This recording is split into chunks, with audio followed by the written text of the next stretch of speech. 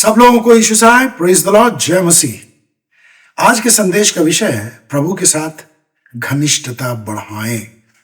प्रभु को धन्यवाद आज के टॉपिक के लिए। मैं स्वयं उत्साहित हूं और मुझे लगता है कि आप में से बहुत से लोग उत्साहित होंगे। प्रभु के साथ घनिष्ठता बहुत जरूरी है। बहुत अच्छा संबंध प्रभु के साथ हमारा होना चाहिए। कई लोग सामाजिक तौर पर, पारिवारिक तौर पर इस विषय में बहुत गंभीर होते हैं। परिवार के सब लोगों के साथ घनिष्ठ संबंध बनाए रखना कुछ लोगों को अच्छा लगता है। कुछ लोग कलीसिया में, समाज में, मित्रों के साथ, सगे संबंधियों के बीच में घनिष्ठ संबंध बनाने के लिए बहुत ही प्रयत्नशील रहते हैं। इसमें समय लगता है, सहनशीलता बहुत जरूरी है, निरंतर प्रयत्नशील होना यानी परसीवियर करना बहुत जरूरी होता है। तो ऐसे लोगों का समाज में महत्व भी रहता है, परिवार में महत्व रहता है, जो सब लोगों को एक साथ लेकर के चलना चाहते हैं। कुछ लोग बेशक ऐसे होते हैं जो अपनी डफली, अपना राग निकालने में बहुत रुचि लेते हैं, लेकिन बहुत दफा ऐसे लोग अलग थलग पड़ जाते हैं। लेकिन सामान्य रूप से ऐसे लोगों की कद्र ज्यादा होती है जो लोग घनिष्ठ संबंध बनाने के लिए प्रयत्न करते हैं। तो पृथ्वी की जो बात है वो पृथ्वी की बात है। पृथ्वी में जब तक हम हैं तो पृथ्वी की बातें भी प्रबल हैं, हमारे ऊपर प्रबल रहती हैं। बहुत सारी बातें हमारे व्यवहारिक जीवन के लिए बहुत अच्छी भी होती हैं। लेकिन जैसा कि यूहन्ना 3:31 में प्रभु ने बताया है कि जो पृथ्वी से है वो पृथ्वी का है और पृथ्वी की बातें करता है। तो हम जब तक पृथ्वी में हैं तो व्यवहारिक रूप से जो जरूरी है उसको तो हम अपने जीवन में महत्व दें, और जब हम आत्मिक हैं तो हमें आत्मिक दृष्टिकोण से और ज्यादा गंभीर होना चाहिए। तो आज के विषय के मुताबिक हमें प्रभु के साथ घनिष्ठ संबंध बनाए रखने के लिए और अधिक प्रयत्नशील होना चाहिए। प्रभु के साथ हमारी निकटता बढ़े, ये बहुत ही अच्छी बात है। प्रभु के 12 शिष्य थे, लेकिन 12 में से 3 शिष्य प्रभु के बहुत ही ज्यादा करीब थे। हम लोग जानते हैं पतरस, याकूब और यूहन्ना। कितनी अच्छी बात है, याकूब और यूहन्ना दोनों सहोदर थे, एक ही मां के पुत्र थे। तो परमेश्वर का धन्यवाद कि ये तीनों लोग प्रभु के बेहद करीब माने जाते थे। मरकुस 9वें अध्याय में प्रभु यीशु के विषय में, उसके दिव्य रूपांतर के विषय में बहुत सुंदर वर्णन दिया हुआ है।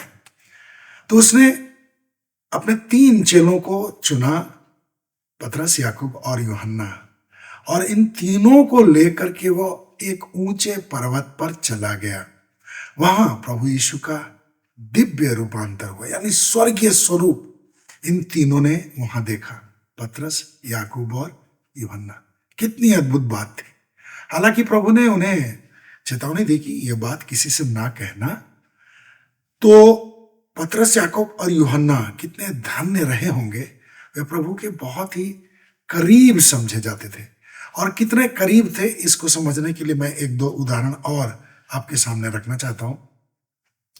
लूका रचित सुसमाचार 8वें अध्याय में याईर की बेटी की मृत्यु और उसके जिंदा कर दिए जाने का वर्णन है। प्रभु यीशु ने याईर की बेटी को जिंदा किया। तो जब याईर की बेटी जिस कमरे में रखी गई थी, उसका मृत शरीर जिस कमरे में था, उसके बाहर लोग मातम मना रहे थे। लेकिन प्रभु यीशु ने किन तीनों को लिया? इन तीनों को, पतरस, याकूब और यूहन्ना को। इन तीनों को वो याईर की बेटी के पास ले गया और वहां पर उन्होंने प्रभु यीशु के द्वारा किए गए चमत्कार को देखा कि किस प्रकार मृतक भी जिंदा हो सकते हैं। और जब गतसमनी के बगीचे में प्रभु यीशु आया प्रार्थना के लिए, जब वो बहुत ही उदास था, बहुत ही दुखी था, उस समय वो गतसमनी के बगीचे में प्रार्थना के लिए आया, तो अपने साथ उस स्थान पर तो नहीं, लेकिन थोड़ी दूर तक पतरस, याकूब और यूहन्ना को वह लेकर के आया। अन्य जो चेले थे, जो या यहूदा इस्करियोती को छोड़ करके बाद बाकी जो चेले थे वे कुछ दूर में थे, उनसे कुछ नजदीक पतरस, याकूब और यूहन्ना को लेकर के आया और उनसे उसने कहा कि मेरे साथ जागते और प्रार्थना करते रहो। परमेश्वर को बहुत बहुत धन्यवाद, ये तीनों प्रभु यीशु के बेहद करीब थे। आज हमारे पास ये स्वतंत्रता है, हम प्रभु के और अधिक करीब पहुंच सकते हैं। बहुत सारे लोग हैं जिन्होंने उद्धार प्राप्त किया और आज अगर वे नहीं हैं तो उद्धार प्राप्त करने के बाद वे प्रभु के साथ अनंत जीवन में प्रवेश कर चुके हैं। पृथ्वी में बहुत सारे उद्धार प्राप्त लोग हैं जिनसे हम मिलते जुलते हैं।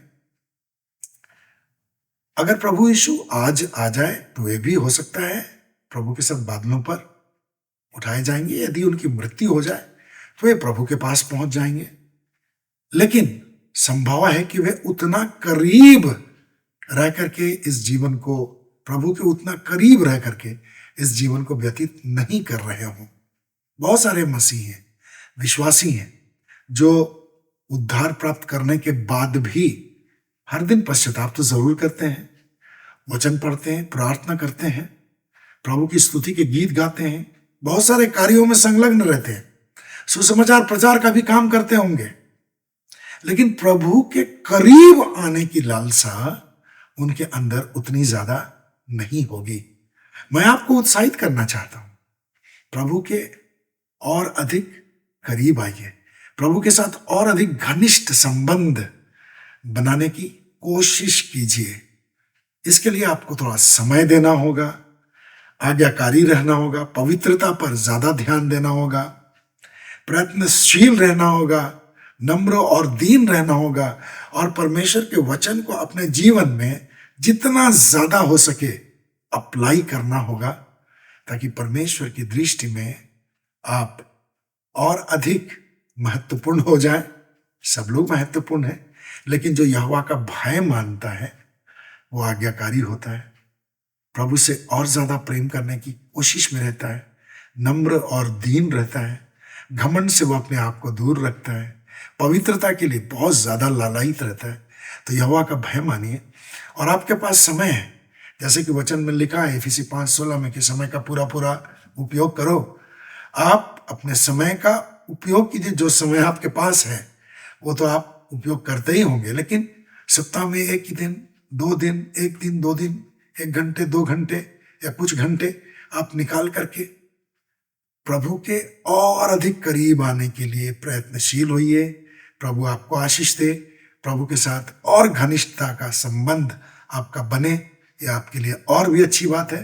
प्रभु को महिमा मिले और आप उत्साहित हों। प्रभु आपको आशीष दे। Hallelujah, praise the Lord.